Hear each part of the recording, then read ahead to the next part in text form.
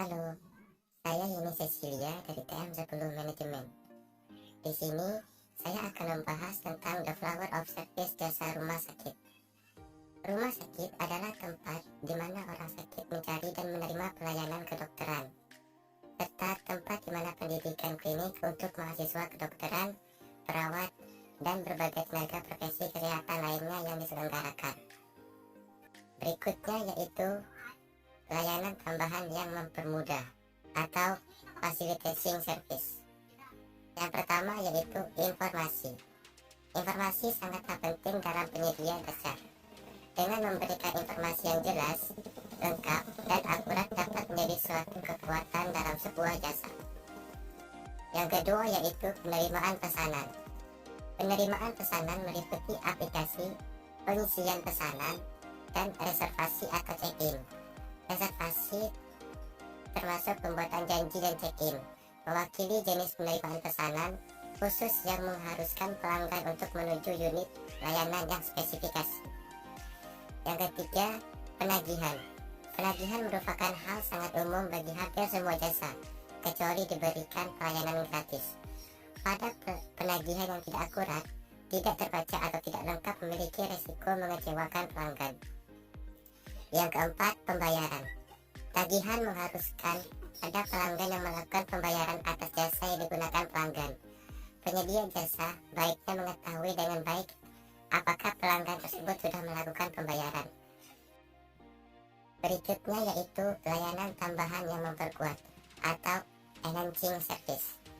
Yang pertama yaitu konsultasi, melibatkan dialog untuk mengetahui kebutuhan pelanggannya, kemudian mengembangkan solusi yang sesuai.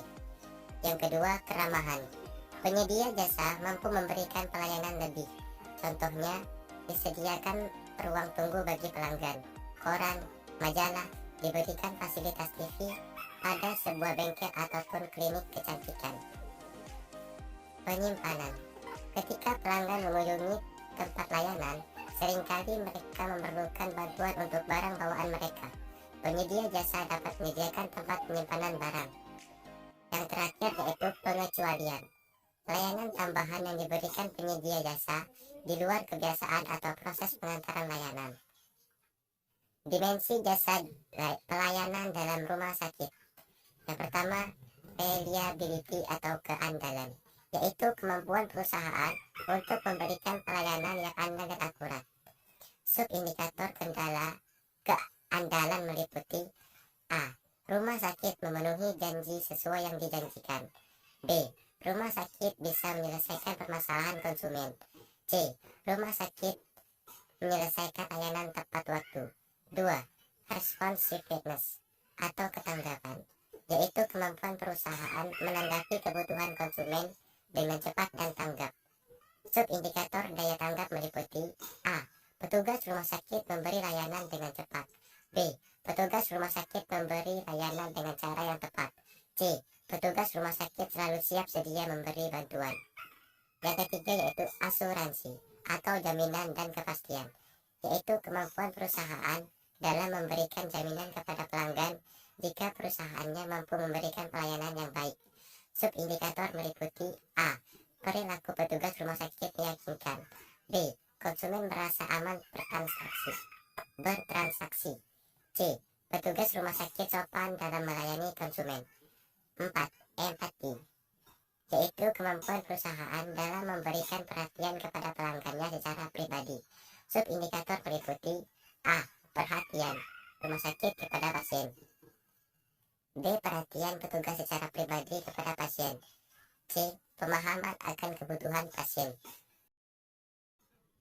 Yang kelima yaitu tangible atau berwujud, yaitu aspek yang nyata yang dapat dilihat dan diraba, berupa gedung, fasilitas, dan penampilan karyawan dalam menjalankan operasional.